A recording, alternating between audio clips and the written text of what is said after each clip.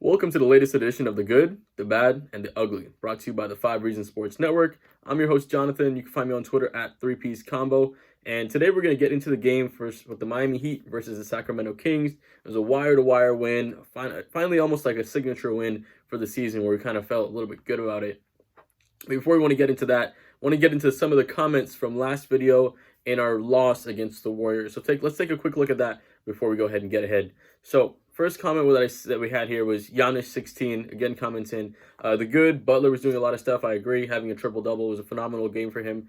The bad for him was Bam Adebayo passing too much. I agree. I feel like Jimmy and Bam are a little bit passive, but that's kind of part of their game. So we got to maybe take it with a grain of salt that they're going to set up the other guys for what's going on. And as far as the mentality goes, I agree with you. This team's mentality is not the same as it was last year, and it's tough to see kind of just such a setback that we thought we were going to, instead of taking that step forward, we took a step back. So, Giannis, I appreciate you commenting. Getting into Daniel Devia, the good, Kendrick's looking really good. 100% agree with you. He's looking a lot better. Yeah, Kelly Olynyk, as far as the last game against the Warriors, that was god-awful. Probably his worst game of the season. But the good thing is he had a great game today yesterday against the Sacramento Kings. So, great game there. Ugly is the rebounding. Absolutely correct. I feel like our rebounding is a big problem. It was a big problem again tonight or last night against the Sacramento Kings. So that was a good one. Thanks again, Daniel.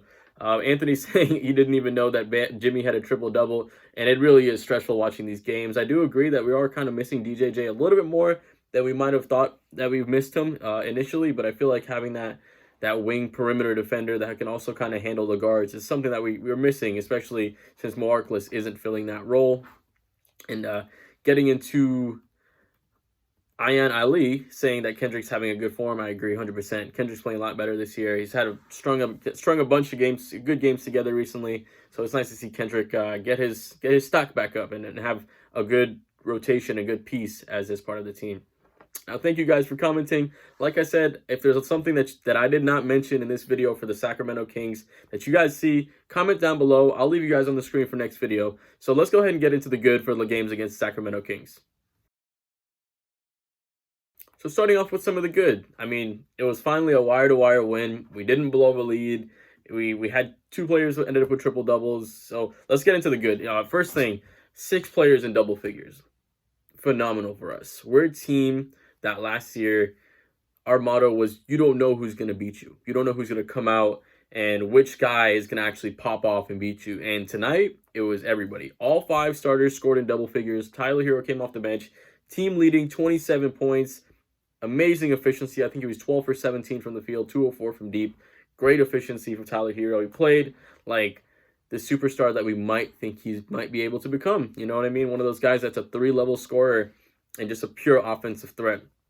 KO with the bounce back game. He had 22.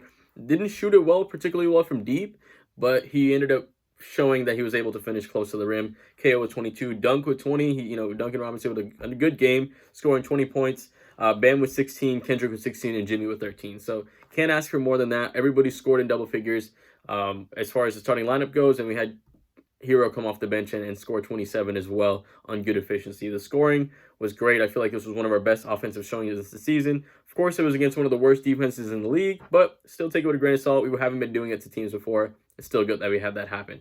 Second part of the good thing, we had 36 assists on 49 made shots. That's a great assist to field goal ratio. It means that we're moving the ball well. We're allowing the offense to create good looks for good players. So I love the 36 assists. 23 of the 36 came from Bam and Jimmy. Jimmy had 13, Bam had 10. So our star players are creating for other players, and that's why we had 6 guys in double figures last night. So another great game as far as the assist goes. Another game that we had good is 70 points in the paint. Talked about it a little bit on the post-game show.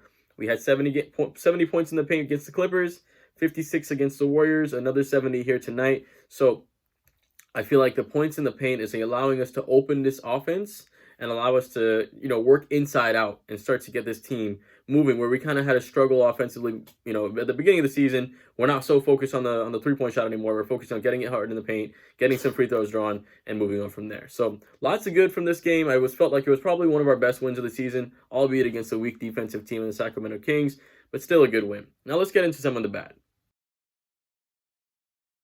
All right, so let's get into some of the bad. like we were saying, although it was a win, it was only an 8-point victory to a team that was 28th to 31st, depending on field goals made or field goal percentage, depending how you want to look at it. One of the worst defenses in the league in the Sacramento Kings. So the first thing I want to talk about is our bench got outscored 31 to 46.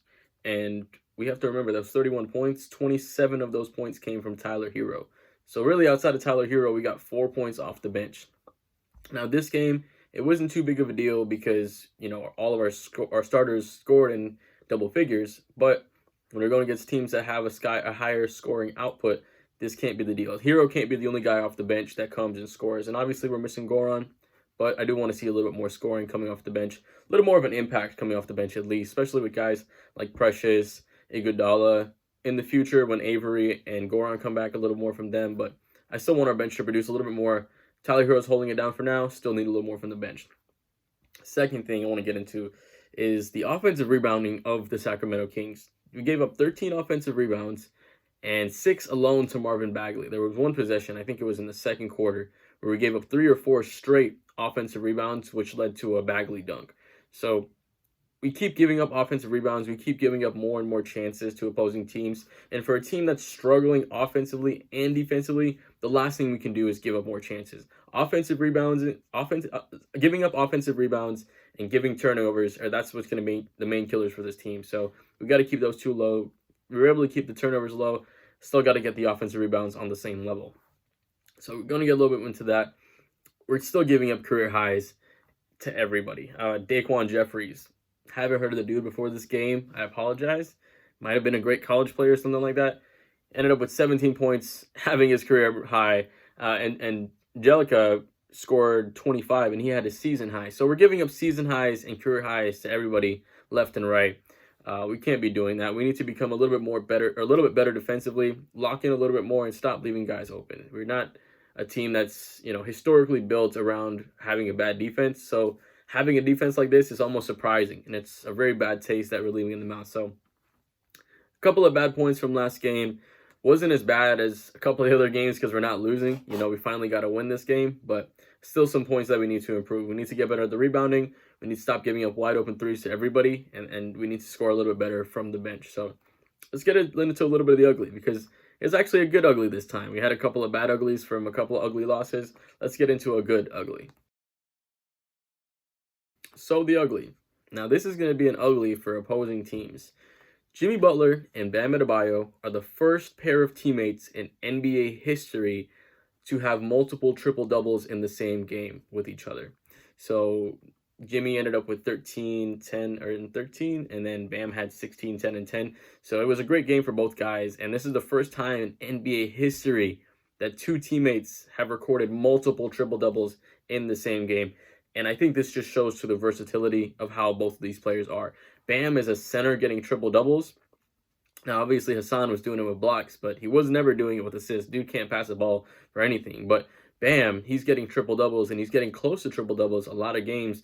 And Jimmy, becoming a little bit more older, he's starting to worry less about the scoring and more about filling the holes and filling the needs for this team. So this is an ugly for the rest of the league. This is a problem for the rest of the league, that we have two superstars that are so versatile that they can end up getting triple-doubles by the end of the game and having 20 assists, 23 assists between the two of them, and scoring, 30, 35 points in between them. So the versatility of Bam and Jimmy is a real ugly, but it's a good ugly this time.